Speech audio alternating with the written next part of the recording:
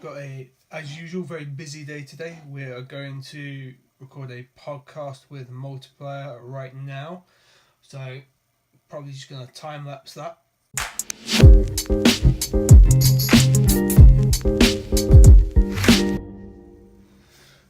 Okay, so 2 solid hours of podcast recording with the multiplier done. I've been and smashed the gym, and now I'm just doing some mixing down, and I thought I'd show you a really nice little reverb tip I found here using the binaural panner in Logic. So let's check that out.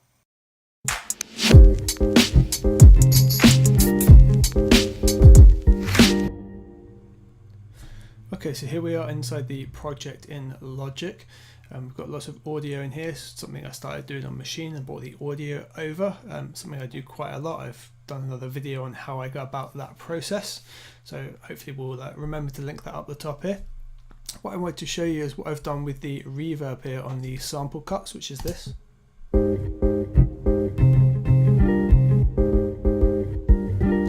If we take the reverb out of the equation,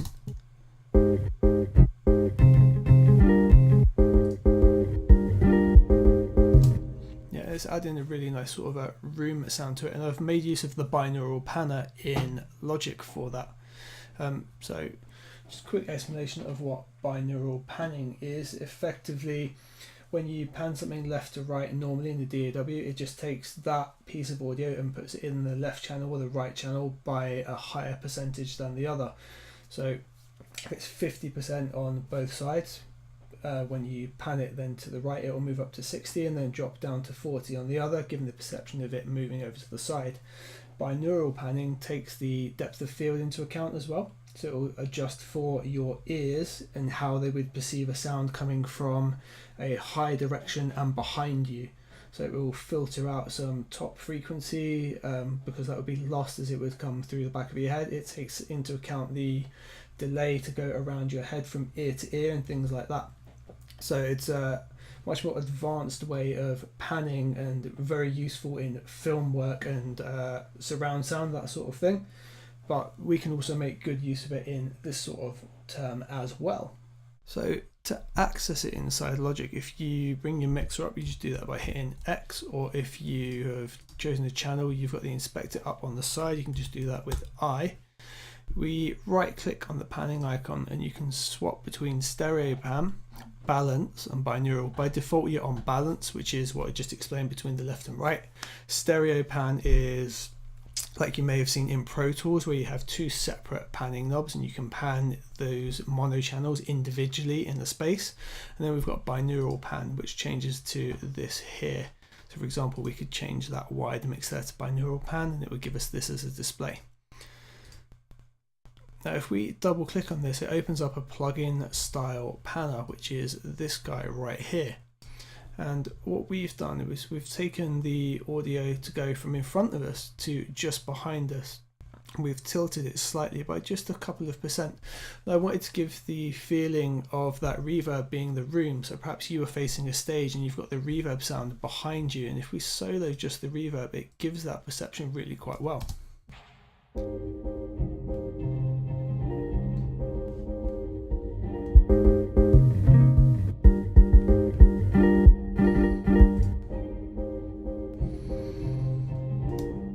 Can be a lot more extreme with it, so if we play that and bring it out, it should feel as if the sound is much more behind you, especially if you're listening back on headphones.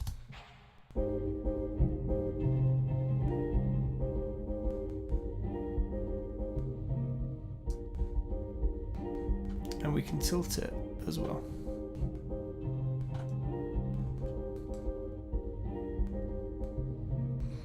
So it gives the perception of direction of the sound.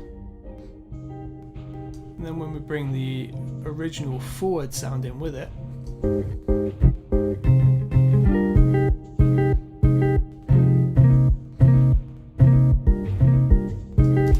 gives us a much fuller aspect. Whereas if we were to just do the regular balanced style,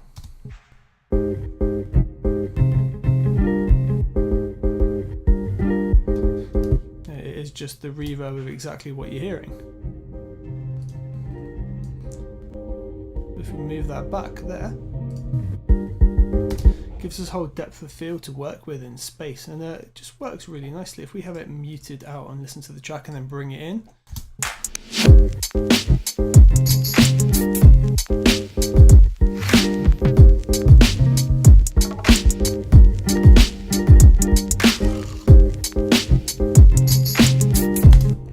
just gives us that little feel and bit of space. So binaural panning, something to have a play around with, and this is one of the ways that I like to use it. You can give that a go.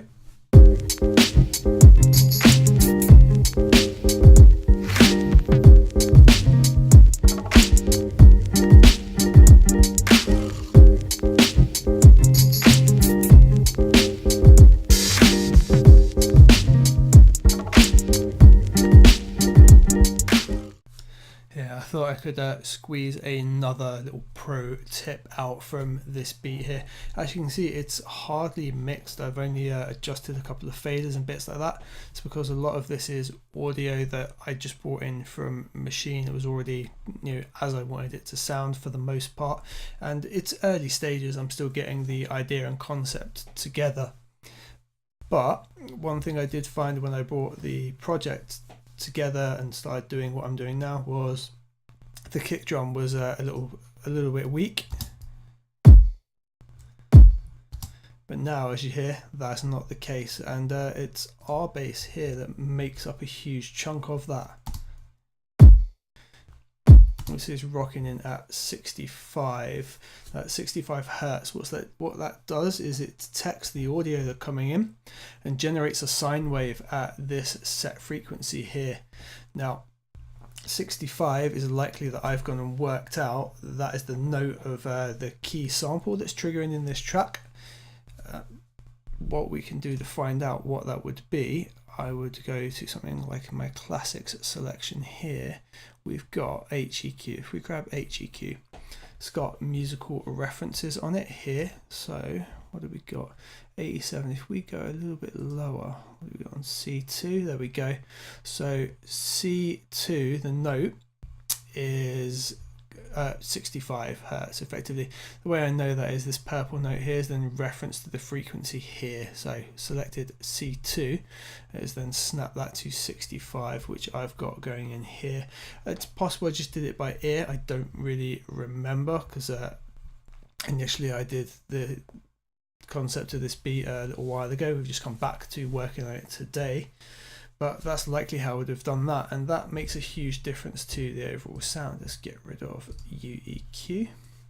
What we'll do, we'll have that disabled, and we're just going to listen to the kick drum, and then we're going to bring it in, and I want you to hear the difference, and then I'm going to do the same thing but with the whole track playing and hear the massive difference just adding a sine wave at 65 hertz can do.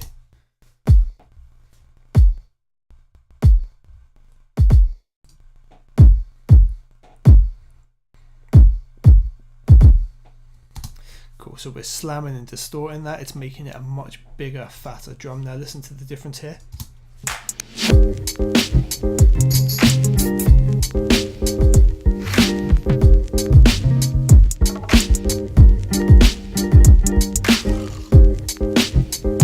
That's much more of the hip hop sound that we know and attribute to going on. Now, if you don't have Rbass, it's normally on sale from Waves, to be honest. But if you, like me, are using Logic, there is an option inside Logic. If we can remember what it is called, we will figure that out. So in Logic, it is called Sub-Bass. Now, doesn't do exactly the same thing, but we can achieve a similar thing with it. So let's turn Rbass off. Now we found that to be at 65 hertz. Let's type 65 in U, and we need to adjust that ratio. We can take it, so we've got a full wet output and full mix.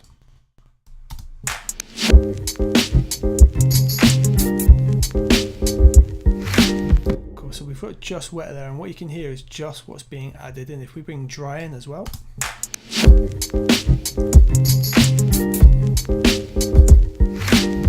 so let's do a comparison again with it off.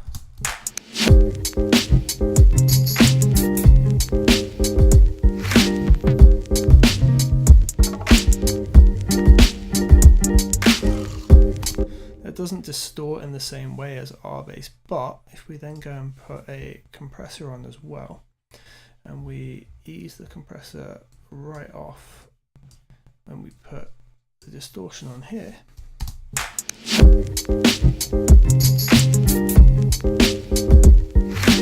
we've achieved pretty much the same result just with the standard Logic plugins there. So there's a nice little hack for you to try it on your kick drums, and find out the root note of the track, and then find a way to have a look at a tuner or a musical scale and find out how to then tune that so it sits with the root note, and you'll have less issues when mixing down.